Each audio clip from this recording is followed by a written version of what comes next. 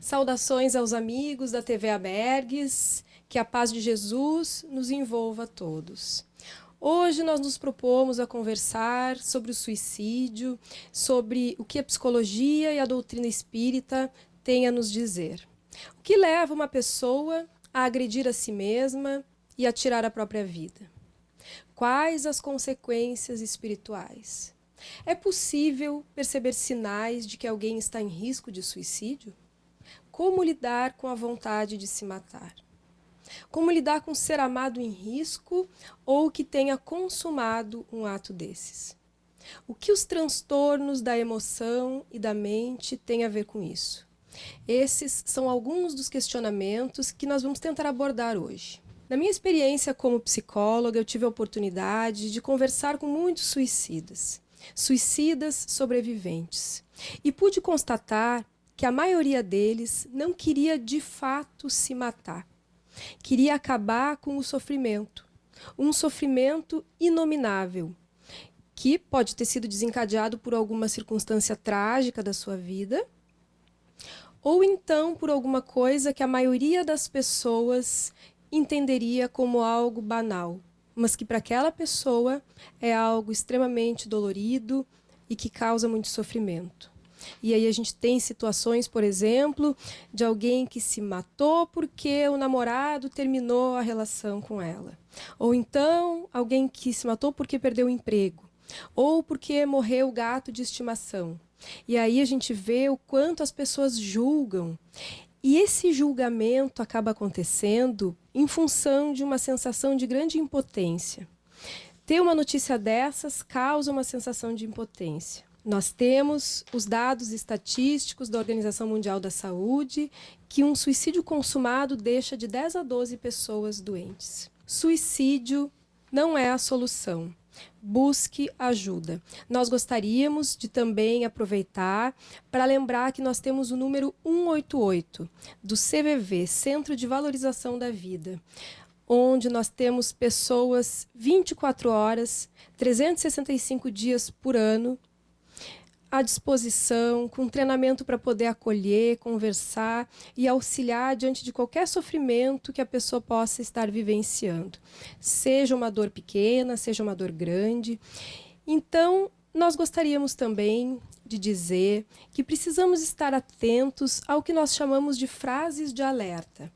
Frases, por exemplo, eu preferia estar morto, eu não posso fazer nada, eu não aguento mais, eu sou um perdedor, sou um peso para os outros vão ser mais felizes sem mim, e coisas do gênero. Essas frases são um indicativo que nos alerta para termos o cuidado de estar atentos, de auxiliar a pessoa que pode estar começando a se colocar em algum tipo de risco, de ideação suicida. Os mitos e as verdades acerca do suicídio. Temos alguns mitos que percorrem a sociedade há muito tempo e que é importante que nós possamos pensar sobre eles e ver o que hoje a ciência tem a nos auxiliar no entendimento quanto a isso. Por exemplo, um mito. Quem fala em suicídio deseja apenas chamar a atenção. Quem de nós não ouviu alguma frase dessas? Tá só querendo chamar a atenção. E nós sabemos que não é verdade. A maioria dos suicidas fala sobre as suas intenções com alguém ou teria falado caso fosse questionado. O mito. Somente pessoas com transtornos mentais se suicidam. Qualquer pessoa com sofrimento intenso pode estar em risco de suicídio, mesmo que não sofra de nenhum transtorno mental. Mas a gente sabe que alguns transtornos, eles têm uma associação mais próxima, eles têm uma ligação com o risco de suicídio pelos sintomas que produzem. Por exemplo, a depressão, pelos sintomas de desesperança, de desespero, aquela sensação de que a pessoa não vai melhorar nunca, acaba fazendo com que tenha uma relação com o risco de suicídio. Ou então, por exemplo, o transtorno borderline de personalidade, por ter como uma característica do diagnóstico também uma grande impulsividade, também tem uma relação com o risco, ou a dependência química também no desespero proporcionado pela substância ou pela falta da substância, mas não é só as pessoas que têm algum diagnóstico que podem ter esse tipo de risco. Um mito: perguntar sobre suicídio pode encorajar o ato.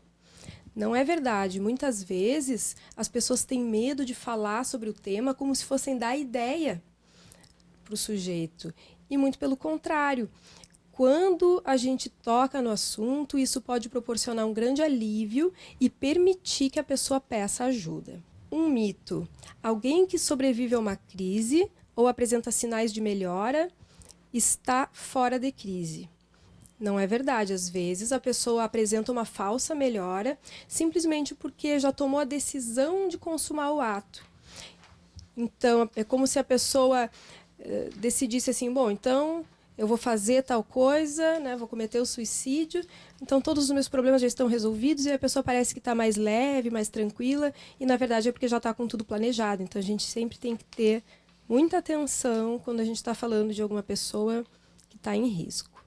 A gente sabe que a impulsividade e a agressividade são sintomas muito importantes nesse risco, né? O pensamento do suicida, ele é rígido e drástico. É tudo ou nada. É como se o suicídio fosse a única opção. E também há uma presença importante da ambivalência. Se por um lado a pessoa quer morrer, por outro quer viver. Então é nisso que a gente aposta também o trabalho de prevenção, porque a gente sabe que o próprio instinto de sobrevivência faz com que a pessoa busque viver a todo custo. Nós temos observado com grande pesar também uma incidência aumentada de suicídio, de risco de suicídio em crianças e adolescentes. E a gente entende, a partir dos escritos da mentora Joana de Ângeles, o quanto o materialismo na nossa sociedade hoje, a busca desenfreada pelo prazer até a exaustão dos sentidos, faz com que a vida fique vazia de sentido existencial. A gente vê na fala dos jovens, muitas vezes, questionando o sentido de nascer, crescer, trabalhar, se aposentar e depois morrer, e como se fosse só isso, como se não houvesse um sentido maior na vida. E aí a gente tem também os fenômenos de automutilação, que nós entendemos do ponto de vista psicológico como uma tentativa de abrandar a dor psíquica através da dor física. Então, aqueles cortes nos braços para tentar tirar o foco da dor emocional e passar para a dor física, né? E também a gente sabe do ponto de vista espiritual que há a presença dos resquícios de experiências de vidas anteriores. Então, a pessoa que se suicidou numa existência passada, quando está na existência atual, passando mais ou menos pela fase, né, pela idade, pela faixa etária em que cometeu o ato em outra existência, vem aqueles impulsos que não foram superados no passado e se apresentam de novo como uma nova tentativa da pessoa se autossuperar, da pessoa lidar com suas questões internas. Por isso, diz a mentora Joana de Ângeles, o quanto o apoio no lar é fundamental. Os pais conhecerem os seus filhos, conhecerem o mundo dos seus filhos, vivenciarem o exemplo do amor e buscar ajuda terapêutica quando necessário.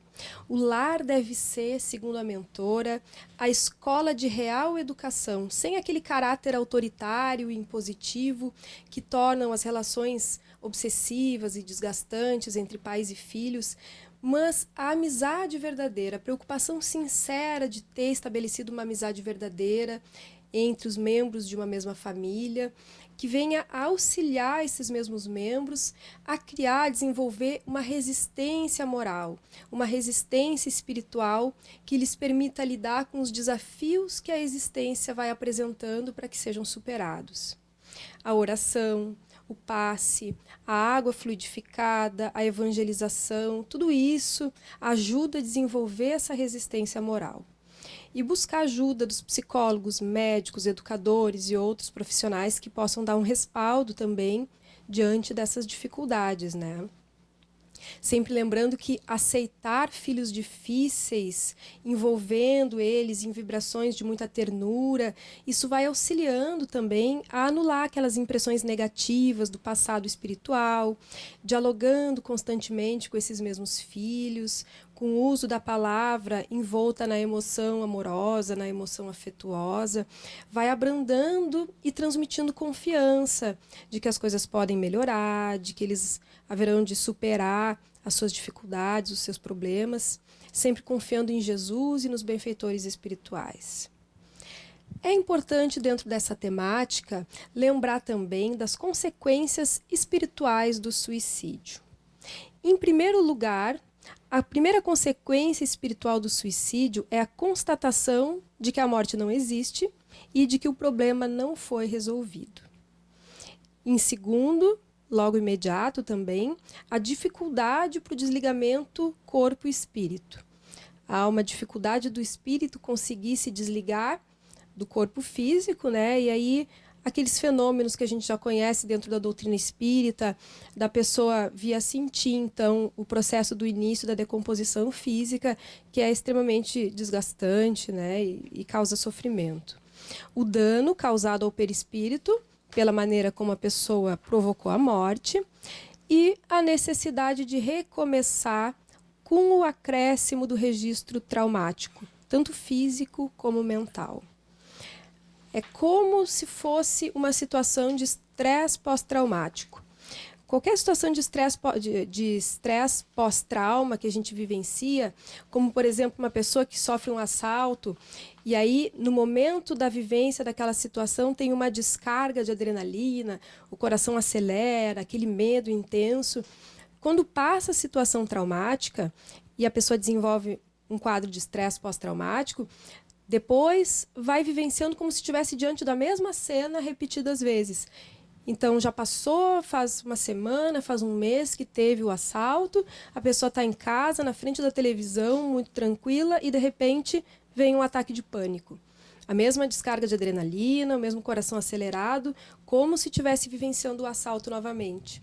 Ou então em sonhos também, a pessoa acorda de sobressalto. Esses são fenômenos de estresse pós-traumático e que o espírito vai vivenciar de uma maneira muito semelhante depois da morte provocada. Como se a pessoa estivesse revivendo aquela morte muitas vezes, para tentar psiquicamente ir elaborando aquele trauma. Então, se a pessoa, né, se jogou na frente do trem, fica vindo aquela imagem de novo, até que aquilo possa ir se desfazendo e a pessoa conseguir, então, recomeçar através de uma nova reencarnação. A Organização Mundial da Saúde nos traz alguns dados estatísticos que todos nós que estudamos essas questões ligadas ao suicídio já conhecemos, mas que nos parece importante lembrar de alguns especificamente pela seguinte razão. Primeiro, o primeiro dado, né, que a cada 40 segundos uma pessoa se suicida no mundo. E que essa média aumentou nos últimos 50 anos. E o seguinte item, que me parece talvez o mais importante de todos. Dentro dessa média toda, 90% dos casos poderiam ser evitados. E como poderiam ser evitados 90%? Se naquele momento que a pessoa está lá diante do impulso suicida tivesse alguém apto a escutar, sem crítica, sem julgamento, apenas ouvir aquela pessoa que está em desespero. Porque falar alivia a tensão. E nós, dentro do Espiritismo, a gente estuda tanto as questões relacionadas à caridade moral, à caridade espiritual, e nos parece que dentro da caridade moral existe uma caridade que está sendo muito importante nos tempos de hoje, que é justamente a doação de tempo. Porque o tempo tem se mostrado um dos nossos bens mais preciosos e nós estamos com tanta falta de tempo. Então, poder dar um pouquinho de tempo ao próximo, que naquele momento que está em desespero, que pudesse, então, se aliviar, botar para fora, isso tem uma importância muito grande e está ligado aos 90% que poderiam ser evitados no caso do suicídio. Porque a maioria sofre em solidão. Então, podendo dividir, e por isso que o CVV, do número 188, acaba tendo um papel tão importante na prevenção do suicídio.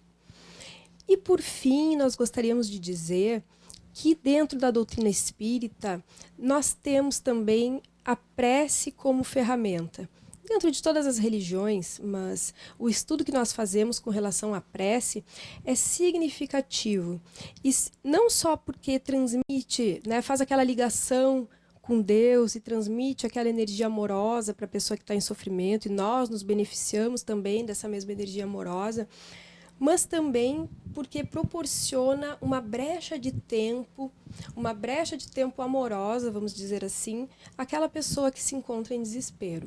Eu me lembro do Divaldo Franco contando a respeito de um suicida que lhe causou imensa compaixão quando ele leu a notícia no jornal, e ele ficou por muitos anos fazendo prece por aquela pessoa desconhecida que tinha se jogado na frente do trem. E aí, anos depois, quando ele próprio, Divaldo Franco, estava passando por uma determinada dificuldade, aquele espírito se apresentou para lhe consolar. E aí ele contou que durante um bom tempo, enquanto ele estava naquela situação de estresse pós-traumático, que ele ficava vendo a cena da sua morte e tal, de repente aquilo tudo tinha uma pausa e ele escutava o Divaldo fazendo a prece, orando por ele, e durante alguns segundos ele tinha paz. E aí depois vinha de novo aqueles elementos traumáticos, aí era o dia seguinte o Divaldo fazendo uma prece, mais alguns segundos de paz.